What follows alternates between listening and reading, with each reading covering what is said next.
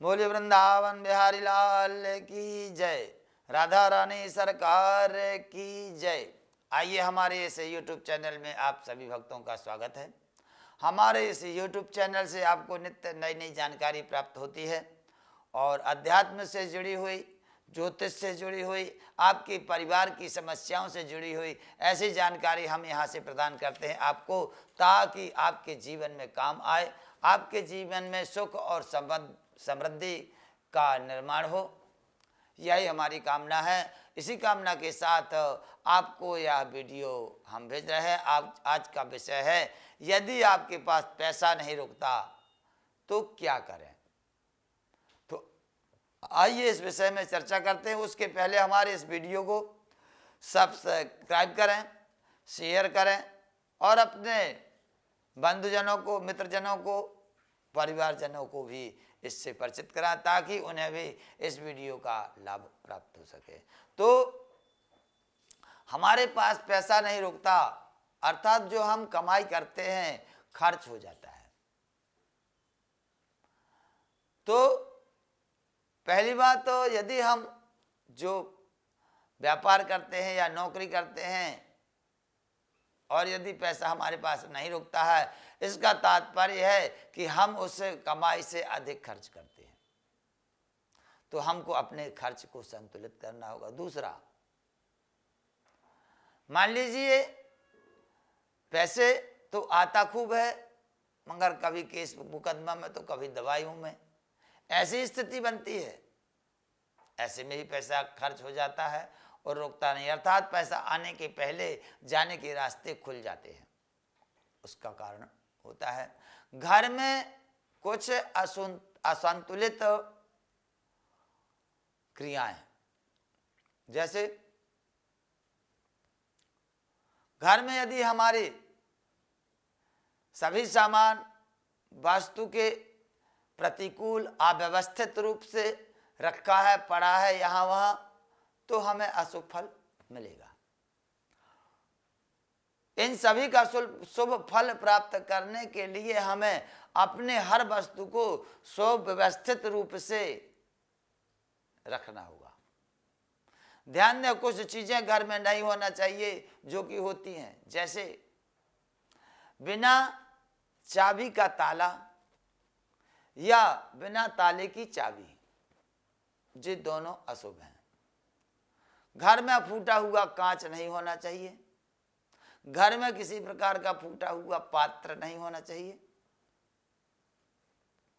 इन चार चीजों में ध्यान दो। किसी प्रकार का भी कबाड़ यहां वहां बिखरा नहीं होना चाहिए। उसको पश्चिम में या नेतृत्व में या दक्षिण में ऐसी कोई जगह बनाओ, वहां एकत्रित करके, और यदि उपयोग का ना हो तो उसे निकाल दो। यदि उपयोग का है तो उसे बनवा के उपयोग में ले लो।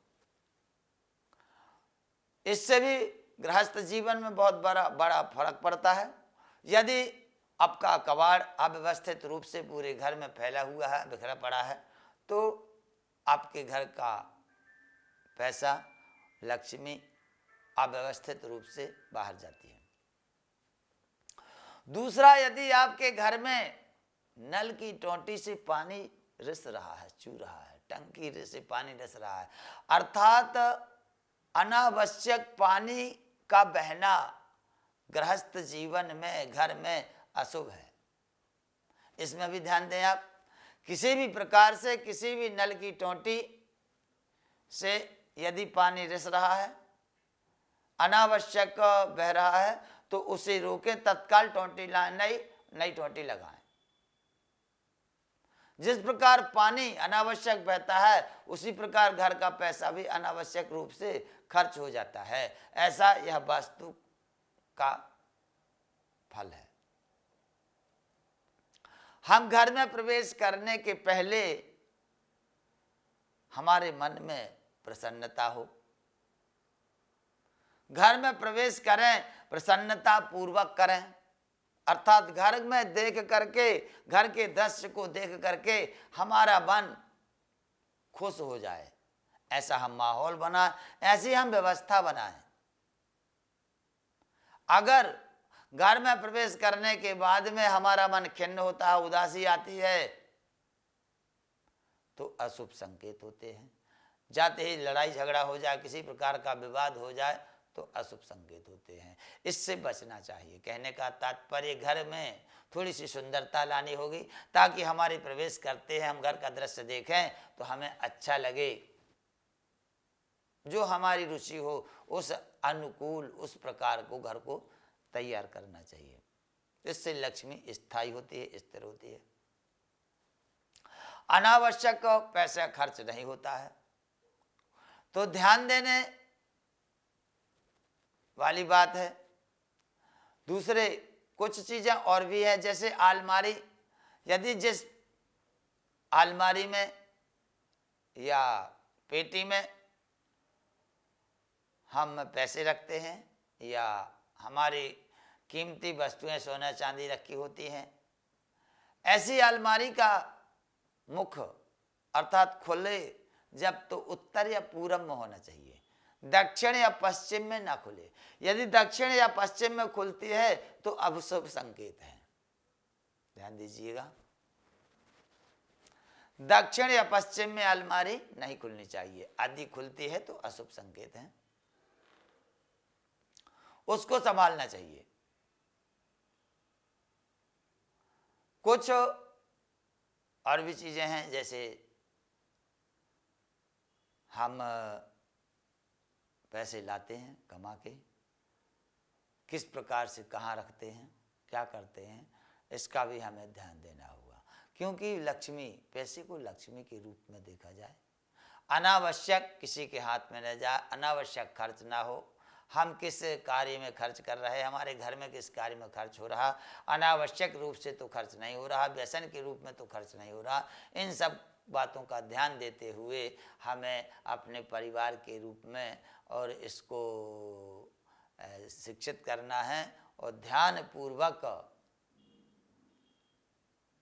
उसको व्यवस्थित करना है। हमारी लक्ष्मी हमारे घर की रुकेगी।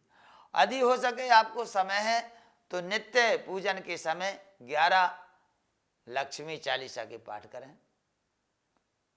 आपके घर के आर्थिक संकट से छुटकारा मिलेगा और आपके पास पैसा रुकेगा, धन रुकेगा, लक्ष्मी जी की कृपा होगी, नए नए रोजगार करने के अवसर प्राप्त होंगे। कुछ समय तक यदि आप नियमित करते हैं तो आपको अच्छा फल देखने के लिए मिलेगा। घर में तुलसी जी का पौधा जरूर होना चाहिए। घर में तुलसी जी का पौधा हो, तुलसी जी को सुबह जल, सूर्य नारायण भगवान को जल और तुलसी जी को शाम के समय दीपक जलाना चाहिए। दीपक अर्थात अंधकार का आना होता है, तो दीपक के प्रकाश से अंधकार को हटाना होता है। अंधकार का समय होता है सायंकाल, अंधकार का आगमन। उस अंधकार के आने के पहले हमारे घर में, हमारे तुलसी जी के पास में दीपक जल जाए तो अंधकार का प्रभाव हमारे घर में नहीं होता। अंधकार आने अविद्या, अविद्या यानी दुर्बुद्धि, तो इनका आगमन ना हो, उसके पहले हमारे घर का दीपक जल जाए। ऐसी व्यवस्था हम बनाएं तो हमारे घर में सदैव प्रकाश रहता है, और जब सदैव प्रकाश रहता है तो हमारा परिवार प्रकाशित रहता है। उसे किसी प्रकार के अंधकार के सामने से नहीं गुजरना होता और न अंधकार में वह प्रवेश कर पाता है। तो इस प्रकार की व्यवस्था आप बनाएं अपने घर में, और इस व्यवस्था से आपको सुख समृद्धि प्राप्त होगी, घर के बिगड़े कार्य बनेंगे और आप आगे बढ़ते रहेंगे। इस प्रयोग को करके आप अपने घर को संभालें और इस वीडियो को शेयर करके दूसरे के घर को भी संभालें, उन्हें भी सुख समृद्धि प्राप्त करने का अवसर प्रदान करें। धन्यवाद।